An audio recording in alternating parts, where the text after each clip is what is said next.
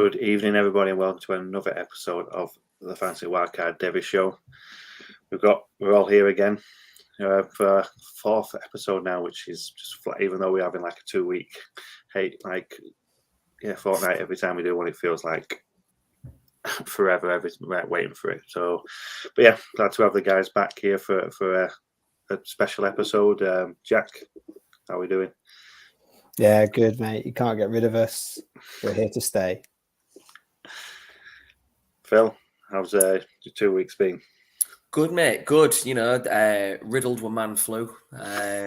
So it took a real hit this last couple of days. But so if I keep going on and mute, it's because I'm just coughing a lung up. But listen, you tempted me. You said draft, and that was it. I was in. I wasn't missing this one. All right. Yeah, I think obviously with us all having kids and stuff, we go through some rough times with flu and colds and stuff, and I've been the same. I'm looking at it as bad and stuff, everything, but the kids have had it, and I had no prep for. Even I came up into the chat and went, you know what, guys, I've had no prep for the running back 2024 class. What should we do? I think it was you, Phil, one of them. I can't remember if it was me or you, Phil, that said, "Oh, Devy draft," and we're like, "Yeah, we'll do that. We can get that. We can do that." I'll take the credit. So yeah, we thought we'll do a 3-round startup Devy mock draft, and because there's no Husky players in the first 3 rounds, I thought I'll just step out and just ask the questions and keep the draft moving along and let Phil and Jack draft, because if there's no Huskies there, I'm not interested. not even any Pac-12 players either. There's only down to 2 players as well. So yeah, frustrating times for me. But yeah, I didn't discuss this with the guys and stuff, but I've also gave Phil the 101 through just thinking. So sorry, Jack. I don't know how you feel about that. I didn't toss a coin or anything. There was nothing fair about that decision. I just went for Phil. It was the first person that came into my head. I hope you're fine with that. It's nice to know that Phil's at the forefront of your mind and I'm at the back. That's yeah. I wish I had something weird to say back to that, Jack. But I have nothing. So yeah, we've been saying off air that it's a bit of a winger episode with us all being under the weather and like having families and stuff, we will be prepared most weeks and stuff, but this was a week where we weren't prepared. So I went into fan tracks to try and find a Devy, like a mock draft we can do for Devy. Didn't work. So we've got this, Google Sheets that I'll be filling in while these two pick their drafts. What can go wrong? What can go wrong? I don't know what you're rambling about. It's beautiful. I thought I'd pick some bright colours for people to see, and then when it goes live, people can take the mick out of my spelling somehow. I've got someone's mock draft up here, so I can, if I've got time before one of you finish talking, I can hopefully correct it right so it doesn't look so it's not right, but it'll be fine. It'll be fine. So let's get started. And everyone loves a mock draft, don't they, Phil? So 101. 101. Well, this is lovely, right? Because I kind of really feel like at the moment, you've got a choice of 3 2025 wide receivers, and the beauty of this means I'm getting 2 out of the 3 for my first 2 teams that I'm picking for. I think it's a real toss up at the moment. I don't think there's much in it in terms of a clear 1, 2, and 3. But I'm going to take the guy that I've got ranked ahead of everybody at the moment, and that's Luther Burden. Wide receiver from Missouri. I think he projects to be an absolute alpha, and he's done it. He's done it on a team that's not all that fancied. In one of the toughest conferences, and each week he just shows up and shows out, and I think that'll carry on through to Sundays as well. I think he's a lock for an early first-round pick in the actual NFL draft next year. And yeah, he's a surefire Devy 101. Yeah, I think obviously we'll probably mention the other 2 wide receivers very shortly and stuff that you was referring to there. But yeah, I think Luther Burden keeps hanging on to the number 1 spot with them 3. It's like I say, it's so close and stuff. But what he obviously had Brady Cook last year, which helped him massively. But the year before, he's still in his freshman season, still managed to put up decent numbers with bad quarterback play. And obviously Eli Drinkwitz, head coach, has has improved on this last year gone, and hopefully in this third year we can see more from him. I don't know if this is a bit precautious and stuff. I'll go to you, Jack, because I'm not sure if you're going to go down the same route, so we can like combine wide receivers. So I'm hoping, if not, we'll move on. But 102. 102, yeah, like Phil said, there's, in my opinion, two top wide receivers that, as Phil mentioned, are going in the 25 class. And the second of those is Evan Stewart, who's now at Oregon. He obviously has played a couple of years at Texas A&M, also playing in the SEC, and he's proven himself in a really tough conference, but also in a team that has really not supported him that well and has really underperformed in the last few years. Yet Evan Stewart has still shone, and his Devy stock has continued to rise. I think going into Dan Lanning's offense at Oregon is only going to get him more of the ball. He's a very different type of receiver to Luther Burden, but I think he still sits in this tier. Someone who is able to play all over the field, is a bit slighter than Luther Burden, probably a bit quicker, but someone who has all the tools to make it work on a Sunday too. Obviously, like, he's done really well with at Texas A&M, with obviously struggles as well at quarterback for them as well. But how much of a boost is this, Jack, going over to Oregon? Obviously, with Dylan Gabriel, that's going to be the starting quarterback there. Likely, is this a massive boost for his? Well, obviously for his stock potentially. You know, with like a maybe more settled offense over there. I think so. I think it's going to be an opportunity for him to really boost some statistics for those of our listeners who really dive into the stats and of their draft prospects. I think having a settled offense with an experienced quarterback, obviously a new quarterback to that system, but I don't think either of those are particularly problematic for Oregon and for Evan Stewart. I think, this is going to be a move that just widens his draft profile, gets more eyes on him as Oregon join the Big Ten, and obviously all the hype is around the Big Ten and the SEC this year and the super conferences that are coming in, and he could be right at the top of one of the teams at the top of one of the biggest conferences. So moving on to the 103, Phil, are you going to let me down here and have someone different to the three that you mentioned? I'm not, mate. I'm going to try and make you spell it. Listen, I have to keep reminding myself that, like, this 103, like, we're picking 6 different slots each, building 6 different teams, so to speak. I'm not getting Luther Burden and Ted McMillan for the same team, which would be an absolute haul. But no, listen, I think we stick at wide receiver. I think there's a clear tier break after those 3 players, all obviously looking like they're going to be in the 25 class. And it wouldn't surprise me if things stayed the way they are, that there are a lot of kind of normal dynasty leagues, 1, 2, 3 picks next year as well, particularly the way it projects at the moment. Ted McMillan, obviously, Arizona, he's a different profile to the 2 we've just kind of gone through, who are both 5'11", with very different frames and very different skill sets. But Ted McMillan, 6'4", 185, so he's very tall, very slim. But he has got fantastic hands, great catch radius. He's excellent in kind of jump ball situation. And I think the important thing is at 6'4", 185, he's got room to add mass to that frame as well, and kind of he can go into the league as big as a team wants him to be, basically. And he's definitely got kind of stuff that he can add to his frame. He's a good route runner, and I just think that there'll be people sat here now going, as if he's 103, why wasn't he 101? Yeah, you could make a claim for any of the guys that are off the board so far. And he feels like a steal for somebody drafting at the 103 slot.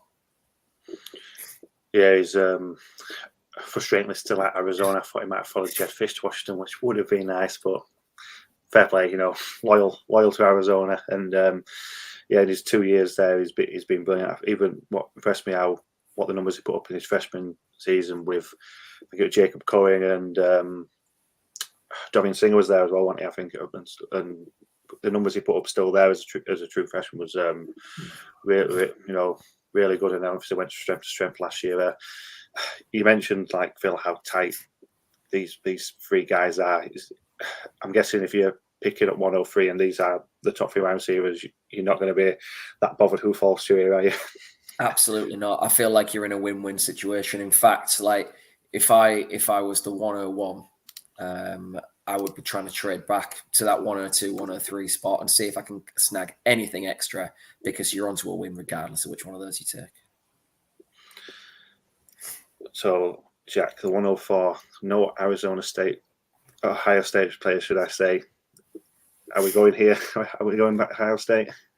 Yeah, of course we are. Of course we are. That tier break, like Phil said, those 3 wide receivers are going to go in that order 1, 2, and 3 in most Devy drafts that you see at the moment, which is indicative of just how well they have played. I want to say, especially for Ted McMillan, think about how high his draft stock has risen. He wasn't in the same sphere as Luther Burden and Evan Stewart coming out of high school. There wasn't anywhere near the same kind of hype. So he's someone that has rocketed his draft value, and hopefully that will continue this year. Who knows what Jed Fish is going to bring to Arizona, but yeah, we'll see. We'll see. But yeah, sorry, 104, I'm getting distracted. 104, there's a plethora of wide receivers at Ohio State right now that could be picked here. I'm going to pick Carnell Tate at 104. So he's a junior. Sorry, he's not a junior. He's a sophomore going into this season. He's going into sophomore season. He played a little bit in his freshman year. He impressed very early in spring practice when he joined Ohio State. He got a march on the other incoming wide receivers like Brandon Innis, and really in an offense that is very pass heavy traditionally over the last few years.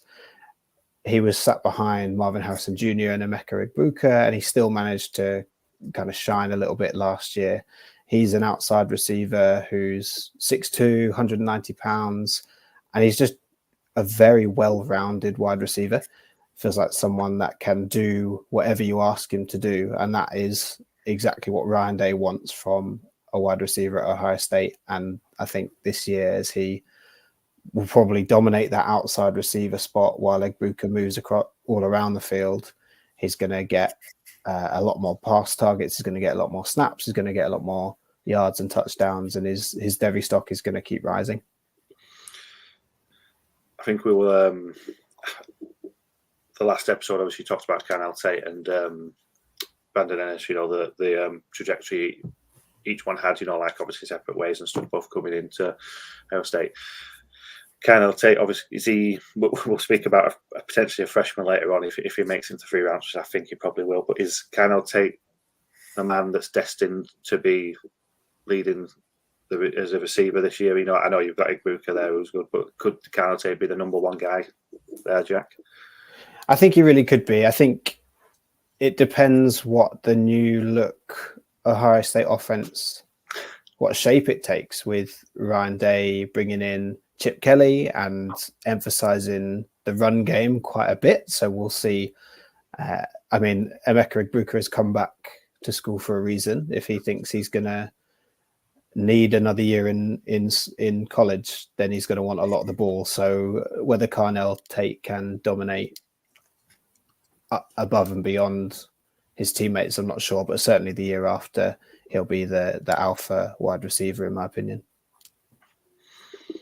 Yeah, I'm looking forward to watching Ohio State next season. It pains me to say,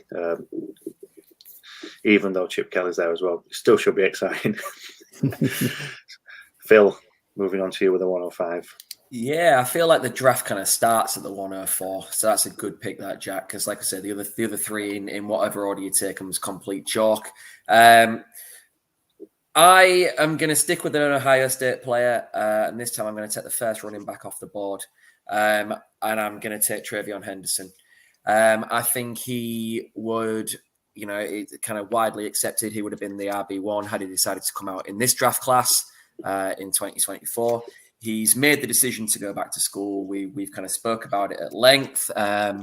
in previous episodes about kind of what we make of that, whether it's a good thing, whether it's a bad thing. It is a strong 2025 running back class, and I'm still not convinced he's done himself the biggest of favours by going back into that pool. But right now, you know, we have to remember what he's already put on tape compared to a lot of the other guys. And talent wins out. I'll bet on that talent every time, and he's going to make it to the league. Whether he comes out as the RB1 in this class remains to be seen. But we're still not that far removed from one of the most phenomenal kind of freshman seasons we've seen from a college football running back. He seemed to be healthy come the back end of the season. He seemed to have worked through what was keeping him on the sideline. And if he hits this season like we're thinking he will, we're not going to be looking at next year's dynasty drafts and wondering about whether there's a first-round running back, that's for sure. And there's absolutely no reason he won't be one of them. Yeah, you caught me a bit off guard here, Phil, because when you look at a lot of other mock drafts, obviously to watch, like you mentioned there, what he did in his freshman season, outstanding. A lot of people have forgot about Trevor Henderson, obviously, since then because of like the injuries and stuff.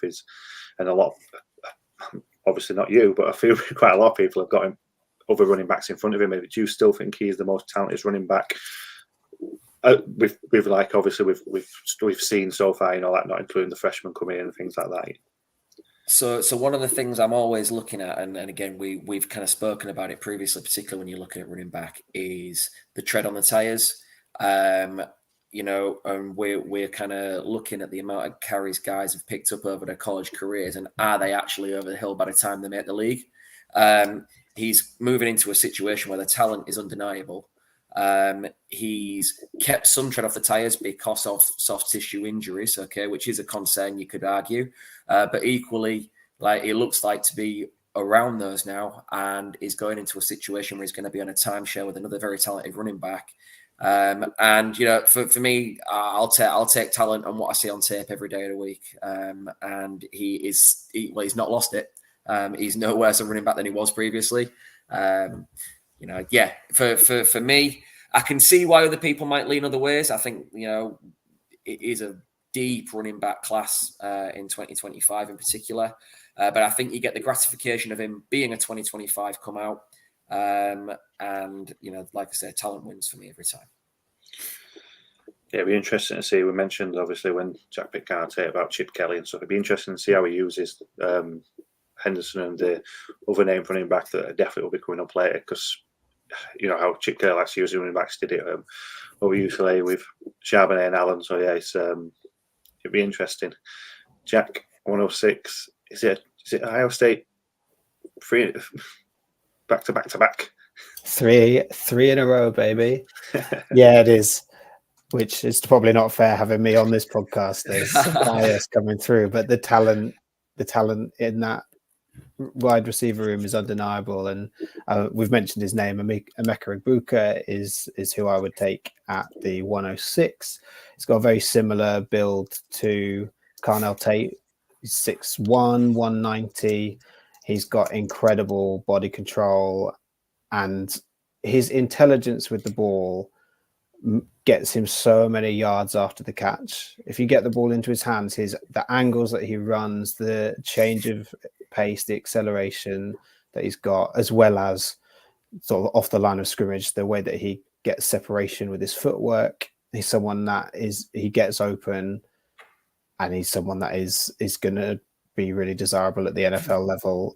Now he's come back to school when he didn't have to, I guess, similar to Trevion Henderson, someone who could have gone to the NFL draft this year and probably would have been a borderline late first round, early second round NFL pick. So he's coming back to school to try and elevate that draft stock a little bit in the same way that Chris Olave did. And you know, look how well that worked out for him. Olave ended up a top 10 pick. Definitely top 15 pick. I can't say for certain where he went. So that's the route Egbuka's going. And if that happens, which I honestly have absolutely no doubt about, he's going to be a top 10 pick in the 2025 NFL draft. And that's exactly what you want from your Devy picks. Yeah, like I say, we've mentioned this on a couple of episodes. Did not hurt Chris Olavi's draft stock, did it? Staying back in over here, and I think we will see a lot more. I think a lot more players doing that, and it changing. How we see Devy prospects. We've wanted them 3 years, and going into the NFL was massive. But I think there's going to be a little bit of leeway now with players staying back for senior year and stuff. It's things that we see how much college football's changing, and this is how it's changing with the NIL and things like that. So 107, Phil. Where are we going? We are going to stick at wide receiver. We are going to take a break from Ohio State. We're going to go to USC, and we are going to take Zachariah Branch. He is lightning in a bottle. He is quick, explosive. He's edge of your seat TV. And I see absolutely no reason that his role in that offense won't grow this year. With the likes of Brendan Rice moving on, he did a great job of actually kind of competing for snaps as it was and made a real impact on teams. But I think this year it's his opportunity to showcase more of what he can do as a route runner rather than just a gadget and kind of explosive scheme touches guy.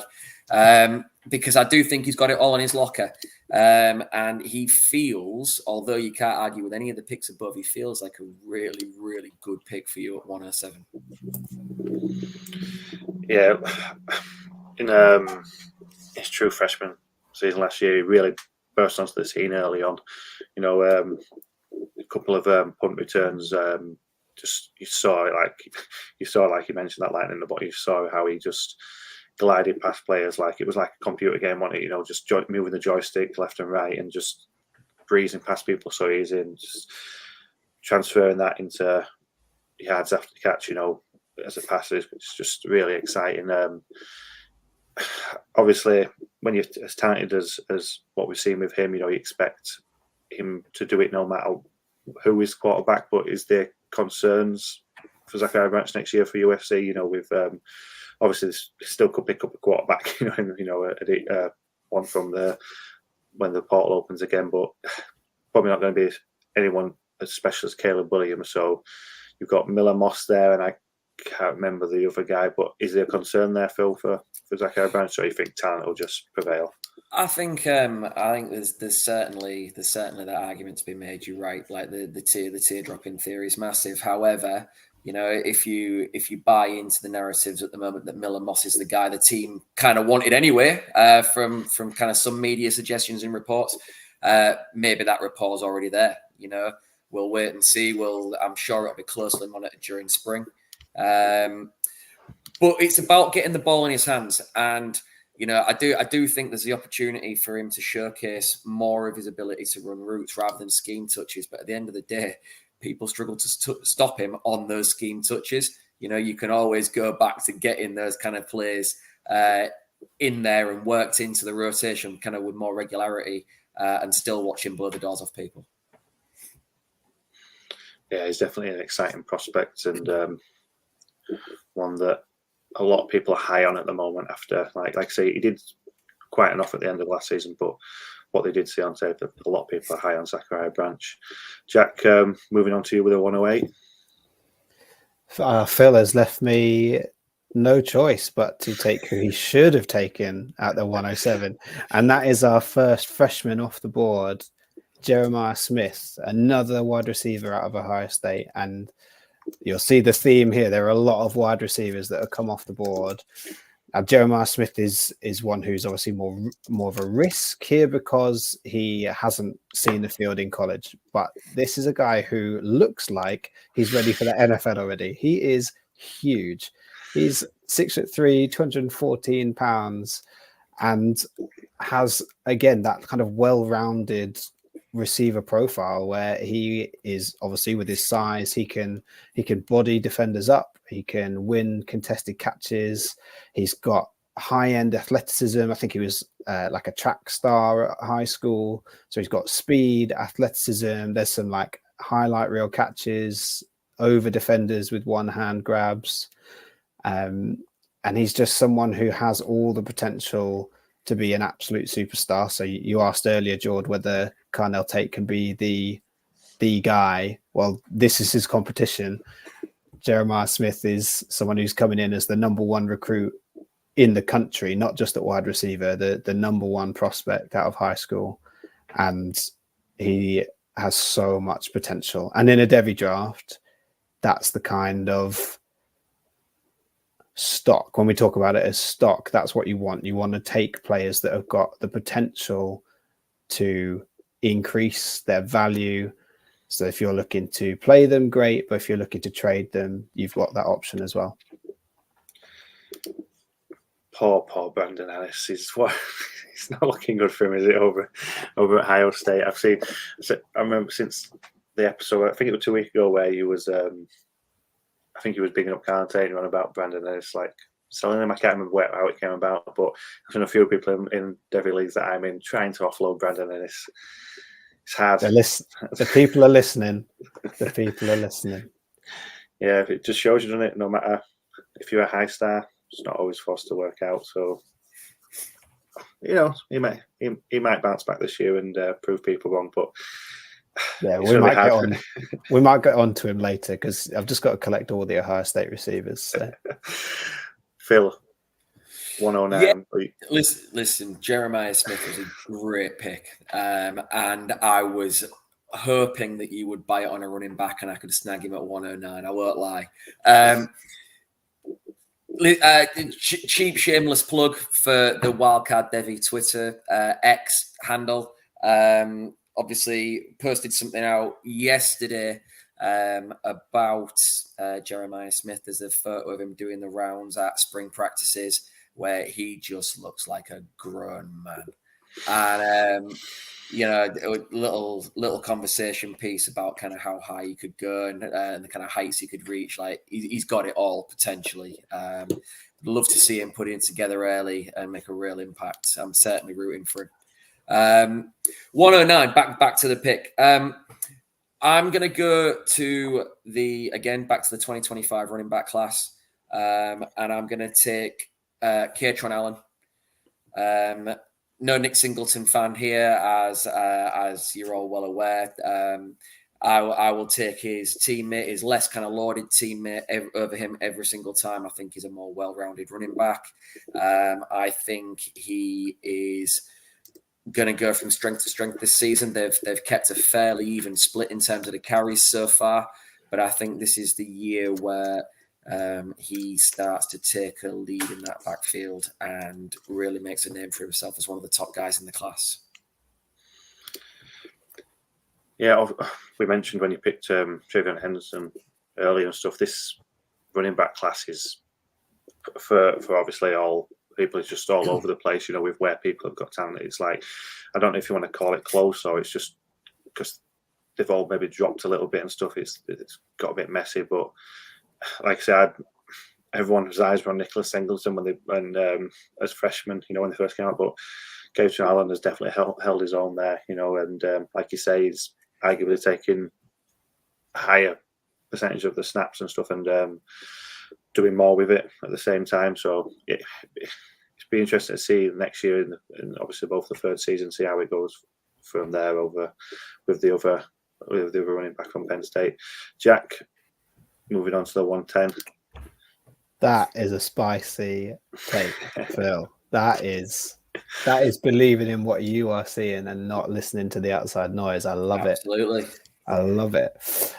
I am going to go with another running back. I feel like at this point in the first round, there's a bit of a tier of running backs. So there are a few that you could take here. He wasn't originally, but he is an Ohio State player now. It's Quinshon Judkins, who's transferred over. Like a man, a bull of a man, someone who is going to run through and over you, and the NFL is going to absolutely love him. Now, he has the opportunity in this Ohio State offense to really put up a bit more in the passing game to show off his hands and show what he can do with the ball in space, which I am really excited to see. But even if he doesn't show the elite hands that someone like a Travion Henderson has, Quinshon Judkins has all the hype around him going into this season. he could have transferred anywhere. He could have stayed put at Ole Miss. I'm delighted that he has transferred to Ohio State. But I'm picking Quinshon Judkins here, not as a homer pick, but kind of as a homer pick. I feel like when I did this Google Sheets, I probably should have done your background as red information. To be honest with you, Jack, it's looking. Yeah, you should. I'll start putting the 112 in now, so I'll put the team in Ohio State. Great. But first, we'll get to Phil with a 111. Yeah, and there's two schools of thought here. We're looking at the board now, and again, it's remembering you're not picking every yellow slot for one team. Like this is team 11 in a Devy startup draft, and we're through the first 10 picks, and there's not a QB come off the board, which is kind of gives an insight into kind of what the perception is of that immediate 2025 class. We know we've spoke previously about the fact that the guys that are looking at coming out in 2026, a lot of the top recruits haven't played an awful lot of ball yet, so there's a lot of projection there. So I'm gonna take a quarterback, and I'm just gonna kind of gauge the reaction to who I think at the moment is the safest floor of the guys that are coming out this year, and that's Carson Beck from Georgia. Right now, I just think I'm going to talk about him again later in our sell, keep, acquire section. Spoiler alert. But I just think in terms of a safe floor, he came in last year and did everything that was asked of him. Beat out a highly rated recruit for the job, and he impressed me. I think people expected him to not give the game away. And just manage that Georgia offense and let the team and the talent within the team do what it needed to do. But actually, I think he went beyond that. I don't think he was a game manager necessarily. I think there were games he took over. His mechanics, his release, his timing, his poise in the pocket under pressure were all really, really impressive. And I think that translates really, really well to the next level. So at the 111, I think I'm quite happy to take a gamble on him there.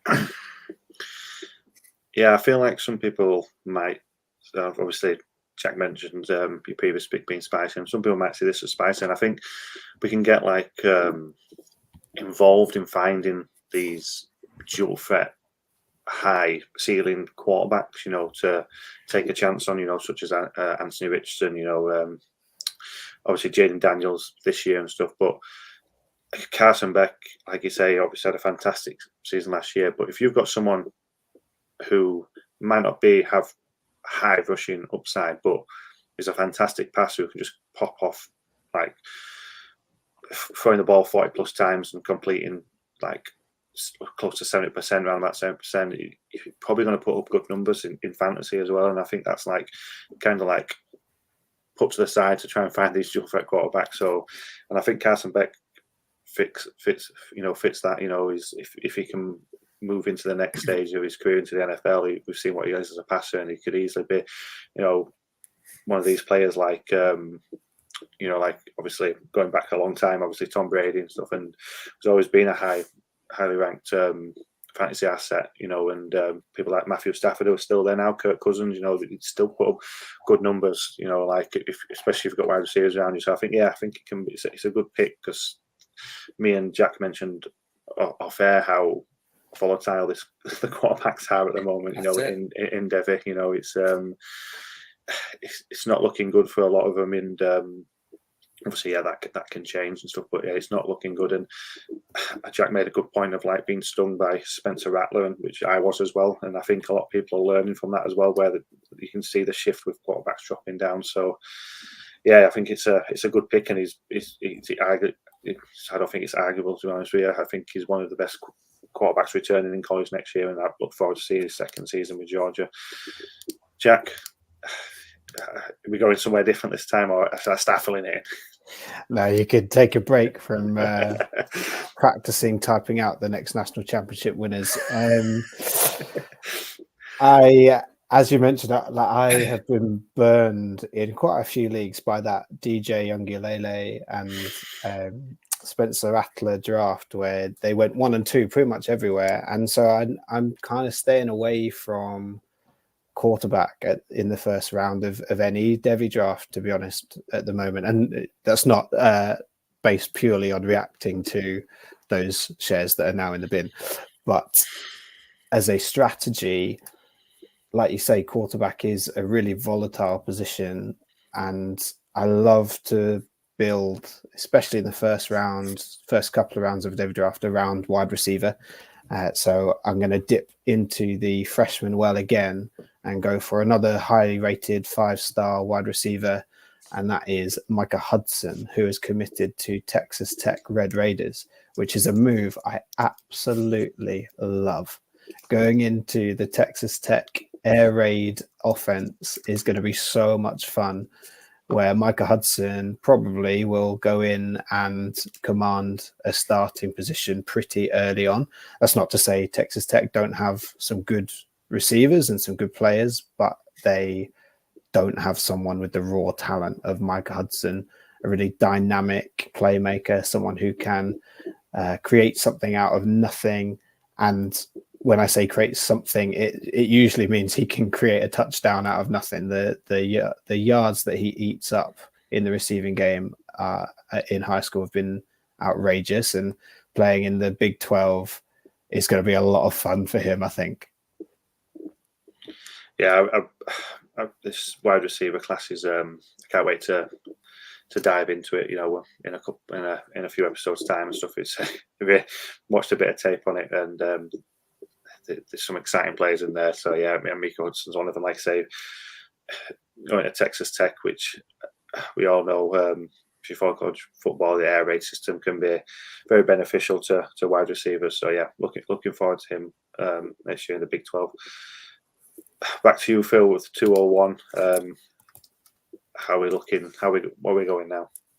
I'm torn because I think there's value in a couple of spots. And I suppose at this point, like, you know, going back to that kind of idea of what you're drafting for, and the kind of technique on your board and how you want to play your Devy draft, I'm gonna stick positionally here, and I'm gonna try and take as many top receivers as I can and hoard that positional group. So I'm gonna go to 2026, and I'm gonna take Kevin Concepcion from NC State. He's just turned out a freshman season, you know, breaking records left, right, and center. And I think the only way is up for him. I think he's going to go on and have another good year. He is a kind of bit of a do-it-all. You know, there's no kind of real superpower there. He's just an all-round solid player, and yeah, I'm looking forward to seeing it. You know, he's already broken freshman records for receptions and receiving touchdowns. Let's see how many school records he can kind of knock up over the next year or so if he stays. Yeah, I think that was my first real spelling attempt and stuff. I had to really think about it. Well, I feel like I've knocked out the park. You've smashed it, mate. Absolutely smashed it. Yeah, I don't know if you saw me pause halfway through and go, yeah, I think so. Yeah, but the other ones, like the first round ones, I'm used to spelling them now. I've run them a few times, but yeah, another wide receiver from this from the class. Yeah, is not someone I've seen a lot of, but I've seen a lot of people talk about him in the Devy community, and like I say, it shows you, like, you know, there's a few that we haven't been brought up yet who were ranked higher. You know, like in stuff like On3 and 247. So yeah, just see him go, and I've seen him go around about this time in other drafts as well. It's not like there's some that go lower down, but he is really highly sought after, and yeah, he's going to be an interesting one going forward. Jack, 202. Are we still looking at wide receivers here, or is this where you like maybe look at one of the running backs? Yeah, I think there's a big tier here where you probably can't go, well, obviously you can go wrong, but there's a lot of different directions you could go. I like what Phil said. I want to keep the wide receiver well going because it is the position that we can predict the most, is more robust as opposed to running backs where injuries hit. So I'm going to go someone that is was incredibly highly rated. His transfer to Texas, it's Isaiah Bond, who I think could become Quinn Ewer's number one weapon this year. That wide receiver room has had significant turnover, and Isaiah Bond is a very talented wide receiver who can fill the gap. Now, I don't think he's going to be peppered with 100+ targets. That I don't think that is the Texas way. We know they're going to run the ball, but Isaiah Bond has the raw skills to grow and excel at Texas in a slightly lower pressure environment for a wide receiver, because it's not all going to be on his shoulders. Yeah, I think we mentioned again on a previous episode where obviously the Texas players that have left, for the NFL, but they've just reloaded again on there, and obviously Isaiah Bond is one of them guys from Alabama. Move on to 203 Alabama fan, Phil. Alabama fan indeed. And I am about to take the first Alabama player off the board. It's time. I'm gonna go to running back, and I'm gonna take Justice Haynes. In terms of 2026 running backs, there's a real toss up between him and one other, I think, for the first player available, or the first running back to come off the board in that class. I just think he's again a really solid player, and I think he's about to have a breakout season. To get him in round 2 of a startup feels like stealing, because I think in a year's time he's going to be talked about in the top 2, 3, 4 picks. Really highly recruited, and I think as the season went on, like watching Alabama, watching their running game, they kind of went through. There's still that kind of tradition at Alabama where you've really got to bide your time and wait for your touches, regardless of how talented you are. Excuse me. It happened with Najee. It happened with Josh Jacobs, who all went on to be first-round running backs in the NFL draft. This year he sat waiting patiently behind Roydell Williams and several others. And I just thought it was noticeable in the third quarter of the national championship game when everything was on the line. He started to get sprinkled in for touches. Now, that is a really, really big call to bring on a very lightly used freshman all year. And it just shows the kind of faith that Saban's coaching staff had in him. And now some of those kind of senior backs in the room have moved on. I think it's going to be his chance to shine. Yeah, it's going to be interesting over at Alabama, obviously, with Kalen the ball heading over there. We saw what he did with wide receivers, but Dylan Johnson had over 1,000 yards, so he knows how to use running backs as well. And yeah, it's I agree with you there, Phil. I think Justice Haynes in for a big season at Alabama, and look forward to watching him because he is a highly rated talent. Jack, 204, where are we going? I'm going to follow the running back run, or maybe kick start it, and go with CJ Baxter. So I'm going back to Texas, the running back who really was tipped to step into Bijan Robinson's role, and he did do that. I feel like he had a really good season last year. In his sophomore year, he got sprinkled in a little bit in his freshman year and really earned his touches. And the potential there in a Texas offense that is, like we said, reloading, ready to roll, looking to push on for even further than their college football playoff semi-final this year. I think he's got all the traits and all the opportunity to keep driving on. He's someone who is very well-rounded as a running back, someone who can run through the tackles. He reads his offensive lineman really well. He knows how to stay patient when needed, and he's really fast when he rips through that hole. I think it's interesting. Obviously, no doubt that CJ Baxter's highly talented, but obviously we saw what Jonathan Brooks did last year with Texas and stuff. And that, like I say, I'm not. It's not someone who I followed closely, Jonathan Brooks, but he kind of didn't have the highest production and stuff that came out of as the number one and stuff. Obviously, there's another guy in Texas, Jaden Blue. Is there a chance during spring and fall practice that Jaden Blue could potentially jump in front of CJ Baxter, or has CJ Baxter got the talent and is to easily be the number one there? And obviously maybe Jaden Blue shares of slipping down the pan a little bit. Yeah, Jaden Blue kind of disappeared. He got ghosted into thin air a little bit in between Bijan Robinson and Jonathan Brooks and CJ Baxter, someone who was, again, a really high recruit out of high school, but maybe landed in the wrong year. Does that make sense at Texas? Yeah.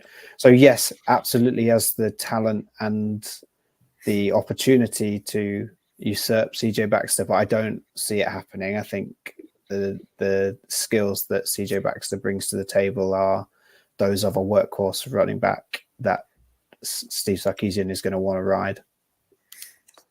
I think Jaden Blue could end up transferring out after spring. Yeah, that's fair. We're going to see a lot more movement when it comes to spring, in this new times of college football.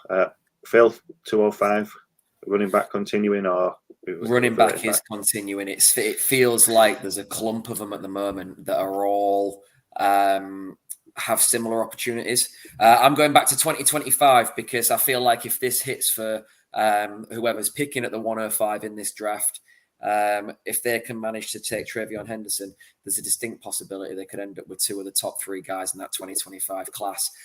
So I'm going to go with Trevor Etienne, now of Georgia. You spoke about it, wasn't it, George? Show one spoke about him and just what he brings to the party. He's again got an excellent opportunity this year. The bloodline is strong, obviously, and yeah, he's in a real good situation to showcase himself. And if all goes to plan, he could well come out next year as well. And I feel like if that happens for the player picking at 105 in this draft to take Henderson and Etienne, that is a real injection to your running back room.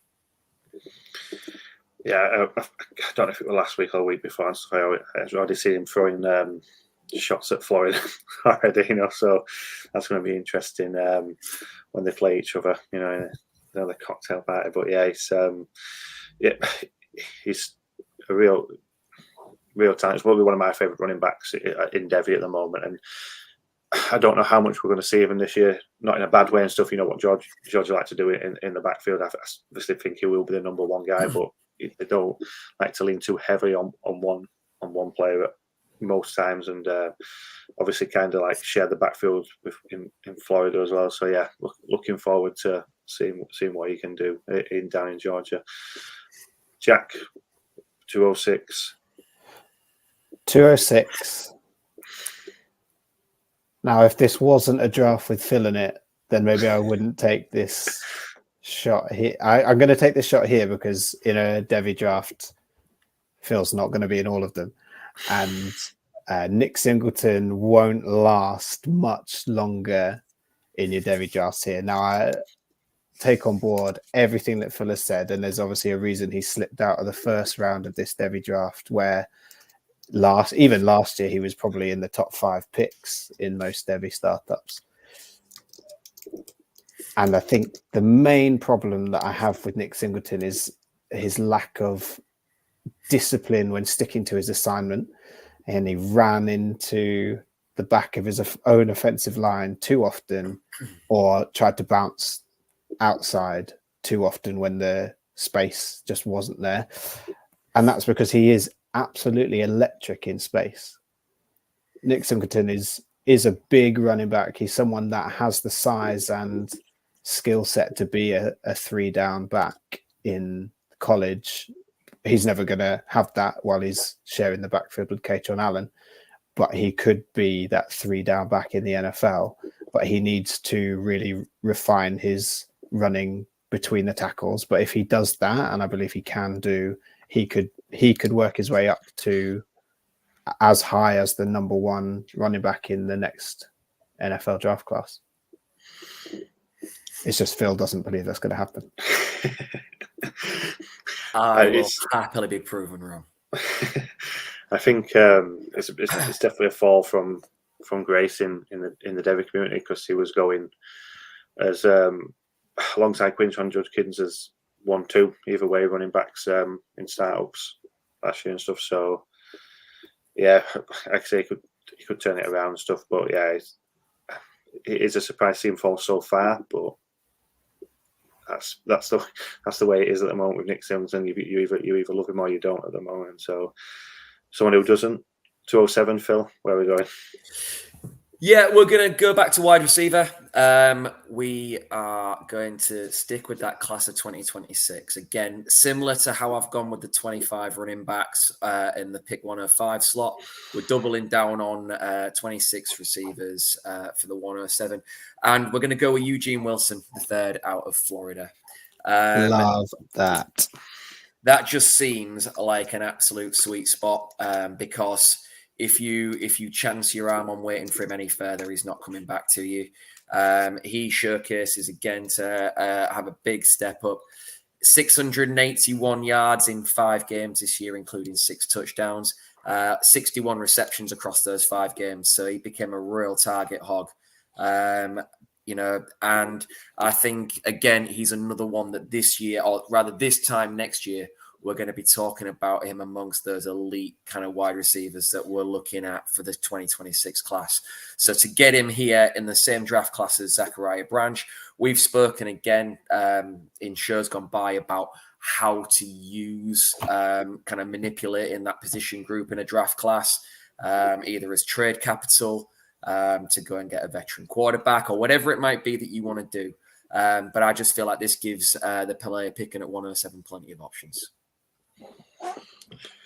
Yeah, it was definitely the brightest spark in that Florida team, in a pretty average Florida team last year. And obviously, as it stands, he's there again for next year. So he's going to be the number 1 guy in Florida. And I suppose it's kind of a little bit surprised he stayed there. But yeah, he's a stud. He had a fantastic true freshman season. 208, Jack. Yeah, this one I'm struggling with, and maybe I haven't planned my draft out as well when I've got here, because to pair Jeremiah Smith with 2 of the players that I'm considering here is a high risk strategy, because 2 of the players that I'm considering here are also freshmen. So if your team is looking for high-end prospects, but they're freshmen, you're going to be waiting a long time for them to hit your NFL squad. So, but I'm going to do it anyway. I'm going to pair Jeremiah Smith with another freshman wide receiver, Ron Williams, who is heading to Alabama. Someone who is very highly thought of. He has a very particular skill set, but so much potential to grow into his route running and just generally well-round his football IQ, but he's got the raw potential to be a superstar. So moving on to Phil with the 209, you've got Catron Allen from Penn State. Where are you going here? So again, this is nothing more now than looking at my rankings and going best player available, because I don't love some of the options available. And again, we know personally how I feel about drafting Devy QBs. Yeah, I'm going to take the second. Again, it just at this point seems like a real value. I'm going to stick at the same school, and I'm going to take Drew Aller. I'm going to take Drew Aller. There's that immediate gratification. Do I think he's the second best quarterback in college football? Possibly not. But we do still live in a world where recency bias counts for a lot, and he's going to be eligible in 2025. And I do feel that any year, if you get a first-round quarterback like he still projects to be at the moment, your dynasty team takes an immediate shot in the arm. So yeah, I'll gamble on that one there. The value seems good. Do I love the player? No, I think there are question marks still. But yeah, best player available at the moment by my rankings. Yeah, he's be interesting for season for Drew Eller at Penn State. I feel like he's taken a lot of hits because of the Michigan and Ohio State game stuff, but in the other games he's still showcased that he's got something there, and it'd be interesting to see if he can further in year 3. 2010, Jack. 210. I'm going to take the NCAA 25 opt-out, Arch Manning. And it is not because I think he is the best player available here, but I think he is the player with the most draft stock potential and trade potential left on the board. I think as soon as Arch Manning is announced as a starter at Texas, and that won't be this year unless Quinn Ewers gets injured, as soon as he gets announced the starter, his draft stock is going to rise and shoot up. And my aim would be to trade him at that point. So this is someone who I'm picking here to trade away at a later date when his stock rises. I think he is such a seesaw player, someone who could go in either direction. He's got such high talent, but also some gaping flaws in his game. And we're not going to see how he's ironed those out this year unless there's an injury. So another gamble of a pick, but one I'm backing as a someone to sell later down the line. Yeah, we were mentioning. I'm not sure if it didn't come from the horse's mouth. If it did, it'd be interesting to say that you're opting out of a college game to focus on football on the field is a strange comment. If it came from him, it's not been confirmed. But yeah, how much does that distract you? I don't know if he thinks $600 in your pocket is a real distraction for someone with the surname Manning. I'm not sure if he thought he might have to play them games as well, jump inside the console. I'm not sure, but yeah, he sees it as a distraction. Well, it's not going to affect EA Sports that much, I don't think. But 211, Phil, closing out the second round for you. And it does feel now, I don't know what you think, Jack, but it does feel like all of a sudden you are either taking a tier down to get somebody who's going to come into the league in the shorter term, or you are massively projecting future upside, which, happens in a lot, in any Devy draft, obviously, but it just seems like now's that point. I am going to stick with the floor of someone that's going to be available in 2025. I'm going to go back to running back. And I'm going to take who I think is the best running back remaining on the board in Amarian Hampton from North Carolina. Good skill set, strong back. He's going to be in amongst it in terms of those guys. I think you can throw a kind of blanket over the last 3 or 4 running backs all taken and argue about the order. A good season, and there's no reason he doesn't project himself beyond the last few that we've named. So it's short term play here rather than going longer term.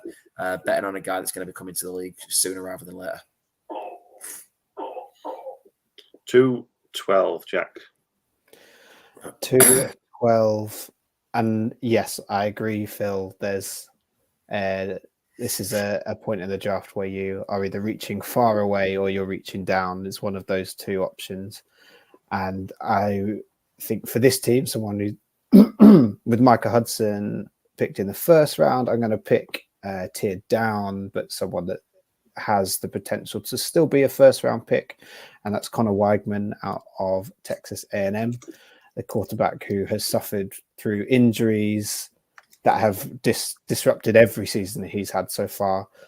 But I would argue that he is at least on par with Drew Aller in terms of what he's put on tape, and potentially ahead of Drew Aller in terms of the fundamentals to play quarterback in the NFL. Either way, he needs a strong season this year if he's going to enter the draft and be a first round pick and have an NFL future. But I think he has a safe floor in that he is a talented quarterback in a good system, and he's shown progression each year despite the injuries. Yeah, I agree. He looked like he was potentially on for a good season. He started off quite well, like last year, but obviously injury derailed him. Let's race through this third round now. Phil, 301. You've got. Yeah. Okay, let's race through. This is based on how solid I feel like the first two picks are. We're going to keep going attacking what I hope is that position group. All right, because talent-wise, as far as I'm concerned, this player should have gone a lot higher. But there is one huge question mark: is he going to play cornerback in the NFL, or will he play wide receiver? I'm going to go Travis Hunter. We'll call him a wide receiver from Colorado. He just seems like it's his call. Ultimately, he will get drafted to play whichever role he wants. And I just think that for a player as talented as he is, in the third round, in the final round of your Devy draft, when your two other picks are looking like solid contributors, swing for the fences, swing for the upside, because if that hits, that is an absolute steal. So 302, you've got two wide receivers here. Jack, are you following? Are you got full house of wide receivers? Yeah, there's a whole massive tier here of players from all positions. Well, probably not tight end, but all positions that you could take from here. So next on my list is another safer. Well, no, it's not a safe quarterback, but it's Quinn Ewers. We've mentioned him before. Quinn Ewers again has had some first round buzz before he said he was going back to Texas this year. Someone who, when you look at the state of quarterbacks across the NFL, he's someone who could come in and start when you look at some of the players that are starting and will be starting in 2024.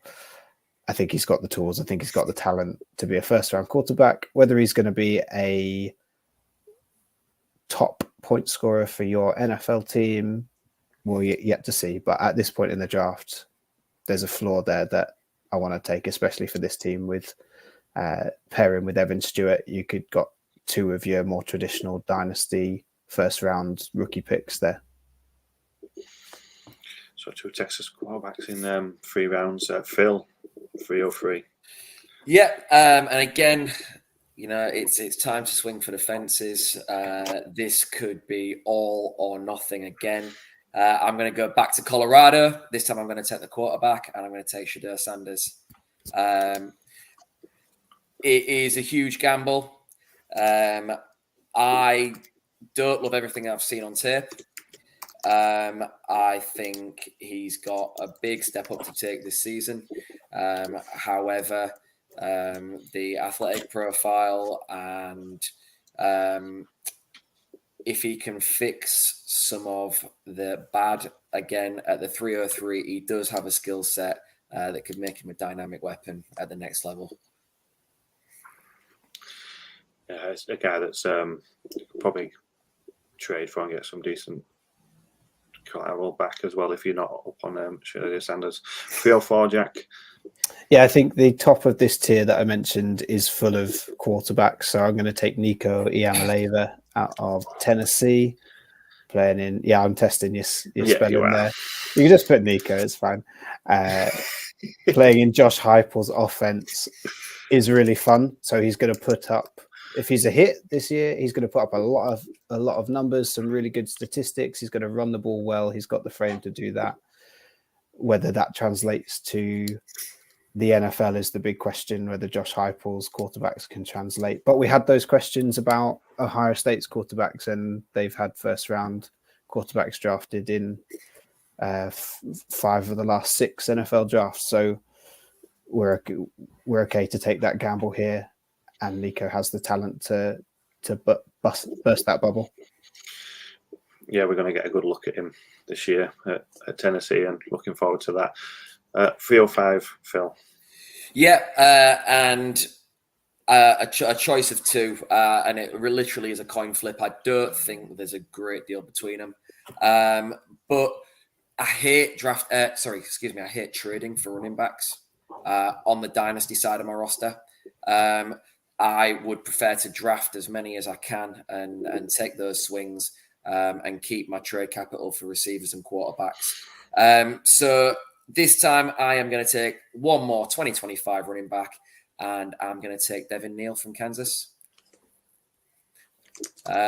He seems, again, a solid bet at this point. There was a lot of speculation about whether he'd come out this year. Again, he's another one who would have ranked quite favourably in this class. And I think I'm happy to have him behind those two at that stage in the draft. Yeah, I think he's definitely a guy that I've probably got a high percentage of in on my Devy rosters. I'm hoping he'll come back next year and be big things for him. 306, Jack. Well, Phil convinced me last week that DJ Lagway would be a superstar in the making. So I'm going to add a freshman to this team. Someone who, like, this team's already got Emeka Egbuka and Nick Singleton, who hopefully will both be entering the draft in 2025. So let's add some future capital and potential in the quarterback out of Florida. DJ. And I can't give a better pitch than was given on our last podcast. So go and listen to that one. Good plug. Well done. Phil 307. Yeah, okay. So again, looking at that class of 2026, I think I will keep it there. And he was my acquire the last time we did a show. I'm going to go to Tyler Brown from Clemson. Just had surgery, hasn't he? He has, but it shouldn't be major. I doubt he's going to miss much time. You're testing my speed here, lads. 308. Good to hear. 308. I'm going to pick one of my favorite college running backs, and that's Ollie Gordon, who's at Oregon State. Someone who absolutely lit up the college world last year. Someone who is a college fantasy football monster. At this point, he's swinging for the fences. Someone who can put up those kind of numbers, can score those touchdowns, can be a goal line threat. He's got a role to play in the NFL. Just how big that role is to be seen. Phil 309. Yeah, okay. I couldn't see this draft finish without my guy. We're going to go Juice Wells. Next on my board. Yeah, I mean, to be fair, in terms of my actual out-and-out ability rankings, he should have gone ages ago, but I know that people are going to sleep on him, people are going to forget about him, and you can just mop him up later on. Watch out for him in this kind of stage of any Devy draft you're in. 310. 310. Who have I got? Quinton Judkins, Arch Manning. I'm going to add a slightly safer quarterback to this squad in Jackson Arnold, who's at Oklahoma. Someone who has a better base of talent and less flaws than Arch Manning, but a lower ceiling. Someone who's a dual threat, is going to get that starting gig this year. I'm excited to see what Jackson Arnold brings to Oklahoma. 311, Phil. Last pick for you. Yeah. And if I was the guy picking in 111, I've had an absolute shocker because I'm going back to quarterback. And there's no way in any Devy draft I actually do, I'd take two quarterbacks. But there's someone in your draft that will. And I am going to take a swing on the future. We discussed him at length last time. I'm going to take Dylan Raiola. Dylan. I think I've got that right. Probably not. It's Probably close not. enough. It's close enough, isn't it? And to finish off, Jack, 312. 312. I'm going to finish with my love from last year's freshman class. That's Jonte Cook, the receiver at Texas. A crowded wide receiver room this year. He has the talent to shine through it. Let's see what he can do. Beautiful. That's how we finish off the third round. Quickly, we'll throw this up on the account on X after the podcast and stuff. And yeah, we'll been fun doing that. We've got through that real quick. That last bit, we didn't want to go too long and stuff on it and stuff. And I think because we went over so long, I'm sorry guys, we might have to save our. I know we got them ready for the trade, the acquiring stuff and everything. We might have to save them for next time. We went over, but it's something to look forward to, isn't it? So, absolutely, yeah, brilliant, guys. Thank you very much for tonight. Like you said, on every show, you can follow us on X at Fantasy Wildcard and at Wildcard Devy, and obviously the guys below their names and stuff, follow them there and stuff. Great follows. Guys, thank you very much, and we'll see you in a couple of weeks again. Pleasure. All right, see you soon. See you soon. See you later.